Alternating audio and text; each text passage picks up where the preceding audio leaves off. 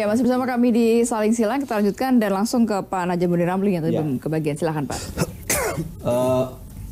Terobosan dan gagasan Menteri Agama Pak Lukman Hakim Saifuddin, saya kira ini bagus. Namun bagi Majelis Ulama Indonesia, momentum dan caranya yang justru mengagetkan. Semestinya sebelum bicara di publik, Menteri Agama dulu sosialisasikan kepada MUI dan ormas-ormas Islam. Jadi belum sempat ketemu katanya. Belum, sampai saat makanya ini? sampai saat ini belum pernah Menteri Agama menyampaikan bersilaturahim atau kita yang diundang bersilaturahim untuk menyampaikan gagasan ini.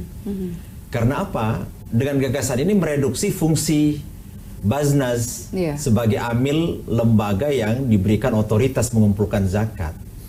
Nanti akan terjadi dualisme. Sama dengan dualismenya lembaga yang memberikan sertifikasi halal. Yang dulunya sudah di tangan MUI, sekarang dibagi kemana-mana gitu. Gak karu-karuan. Nah, sama juga kita bingung dengan terobosan Menteri Agama yang menggunakan dana abadi umat untuk proyek-proyek infrastruktur. Kan mendapatkan tanggapan yang sangat keras dari umat. Nah, ini soal cara saja. Andaikan MUI saya kira Pak Lukman kan seniornya Pak Ma'ruf Amin sebagai di samping Ketua Umum Majelis Ulama Indonesia juga sebagai Rois Am pengurus Nahdlatul Ulama. Pak Lukman orang NU, saya kira juga harus klon dengan Pak Ma'ruf Amin untuk menyampaikan gagasan ini. Kalau begini kan berketiak ular.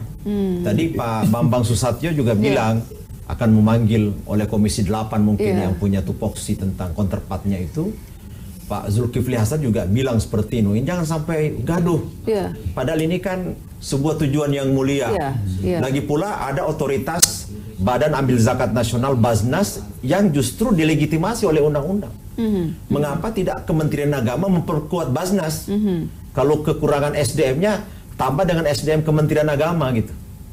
Jadi jangan gaduh dulu. Kalau gaduh seperti ini sekonyong-konyong, orang bisa membaca ada apa di balik pernyataan Pak Menteri Agama itu. Kalau menurut Bapak? Jangan sampai ada penghasilan negara yang tidak cukup gitu. Mungkin sudah pening dari mana hasil penghasilan negara, padahal negara ini sangat kaya raya gitu. Atau memang kalau tadi yang diimplementasikan adalah kalau sudah bayar zakat, ide dari Profesor Hamka Haq dan Pak Kiai, bagaimana kalau orang sudah membayar zakat langsung include di dalamnya sudah pajak, saya kira akan berlomba-lomba. Kewalahan Baznas nanti mengantisipasi pemungutan. Karena di Ormas Islam, di PBNU namanya Lazisnu. Di Muhammadiyah Lazismu. Belum lagi di perguruan tinggi yang punya pengumpul-pengumpul zakat sebagai amil yang sudah sangat piawai mengumpulkan itu. Nah itu mungkin momentum, cara, dan lain sebagainya. Sehingga orang curiga, untuk apa cawe-cawe Kementerian Agama untuk menerobos lagi tentang zakat kepada aparat sipil negara. Berapa aparat sipil negara? 3-4 juta. Lalu itu juga kalau pengambilan zakatnya tidak serta-merta. Saya pegawai sipil negara, saya aparat sipil negara. Nah, yang diambil itu adalah harta yang konstan 1 tahun lamanya. Nasabnya 1 tahun. Mungkin emasnya 1 tahun. Peraknya 1 tahun. Kita gaji kita tinggal di Jakarta, habis. Tidak kena zakat kita.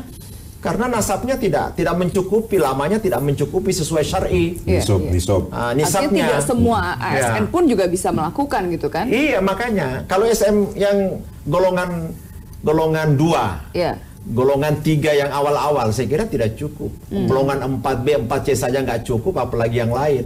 Bisa begini, kalau 85 gram misalnya dianalogkan dengan emas, kalau emas itu katakan 650, itu 5.500.000 sekian.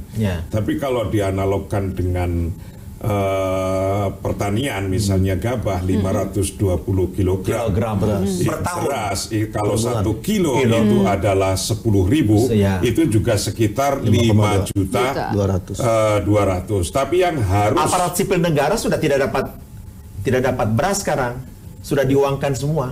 Nah iya, bukan beras, ini anunya cara menghitungnya tadi.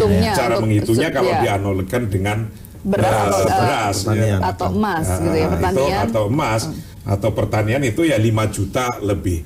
Mungkin yang harus juga di sini jelas itu artinya pendapat kan banyak.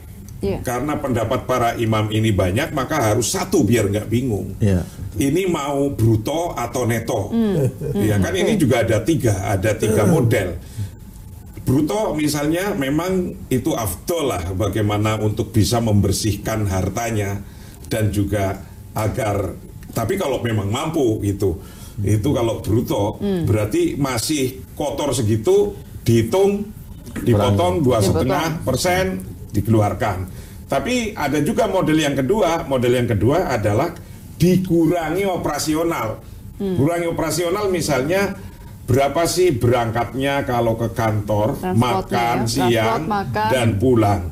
Lah dikurangi itu baru nanti dihitung zakatnya berapa, masih nisabnya masuk atau tidak.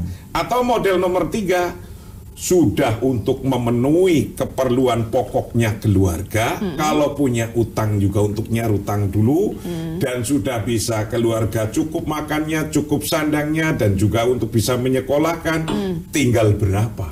Ini juga harus jelas. Nisabnya tidak cukup. Nah kalau nisabnya ini berarti ternyata dia tidak masih boleh membayar cukup, zakat, maka bayar zakat. Kalau nggak cukup, nggak boleh.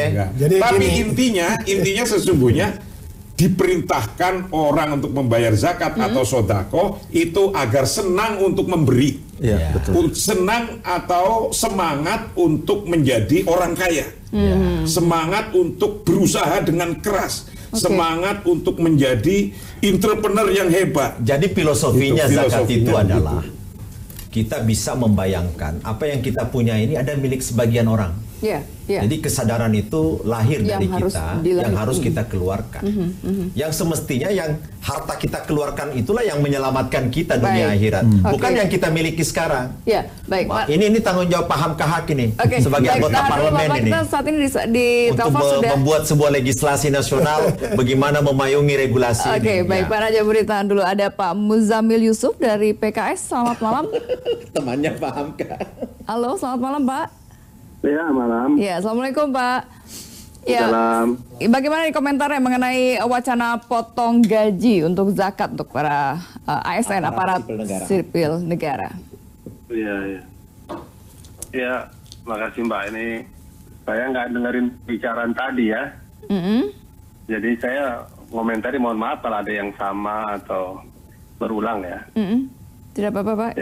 Nah, jadi pertama, kalau kita bicara zakat kan dia sudah terikat lebih dulu pada aturan Islam itu sendiri ya.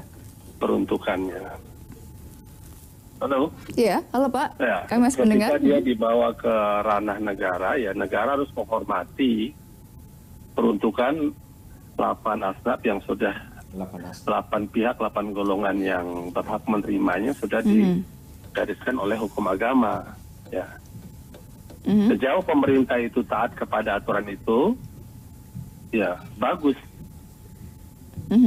Halo, tapi kan APBN itu ketika diambil dia kan dicampur dengan, nah ini bagaimana dia dicampur dengan APBN yang lain dan peruntukannya, ya kita harus, pemerintah harus menjamin peruntukan dari dana ini memang untuk sesuai dengan aturan yang ada. Halo. Ya, satu itu ya. Kedua, ada nggak berikutnya kompensasi kepada ASN yang sudah diambil dananya ini dengan persoalan pembayaran zakat mereka? Harusnya menurut saya ada kompensasi di situ. Kompensasi, karena ada nggak dia pengurangan pajak dia dari zakat yang sudah dia bayarkan? Nah, itu yang kedua. Yang ketiga sebenarnya lebih kepada prosedur. Sebenarnya pembahasan isu seperti ini tidak akan memancing kalau saja memang sejak awal itu dibicarakan secara matang kepada berbagai pihak, ada ormas Islam, ada ulama Islam, ya perwakilan MUI dan lain-lain. Ya. Tidak memunculkan sebagai sebuah wacana yang lepas seakan-akan wilayah Menteri Agama saja atau pemerintah saja. Ini kan hal yang perlu didialogkan. Sejauh itu dialogkan dengan baik, kemudian tidak perlu ada menjadi kontroversi. Semua pertanyaan-pertanyaan tadi bisa didialogkan dalam pembahasan tersebut. Baik. Ya. Oke, baik Pak Muzamil, tahan dulu, kita akan kembali usai pariwara. Kami akan kembali, pemirsa jangan kemana-mana, Saling Silang akan bersama Anda sesaat lagi.